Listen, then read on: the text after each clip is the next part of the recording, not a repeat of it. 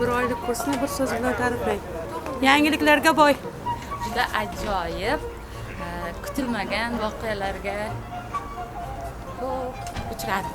Zo'r. Qiziqarli, yutuqlarga erishdik. Hammasi zo'r bo'ldi. Malakamizni oshirdik bir oylikda. Najot ta'limda. Ustozlarimizga katta rahmat. Gapiravering. Malakani oshirdik-da. Ajoyib. Darslar mazmunli va qiziqarli o'tadi. Chetda gapiravering. Biz yangi metodlar o'rgandik. Oxirgi qarorlarni hammasini o'rganishga erishdik deb o'ylayman. Ajoyib. Foyda topdim. Rahmat. Yo'qdan o'ylaylik, o'ylab olaylik deydi. Bilim oldik-da. Zo'r. Zo'r bo'ldi. Eng zavqli oy. Juda ham yangilik ko'p. Zavq va shavqqa to'la bo'ldi. Juda zo'r metodlarni o'rgandik. Kim ta'riflasin? Qayerga ta'riflaymiz? Ishni so'z bilan ta'riflang.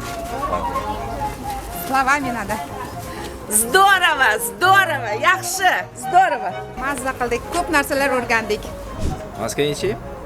Mikrofonda o'quv jarayonlarini qiziqarli deb bilaman. Bilimlarim oshdi. O'rgan ustozlarga katta rahmat. Zo'r.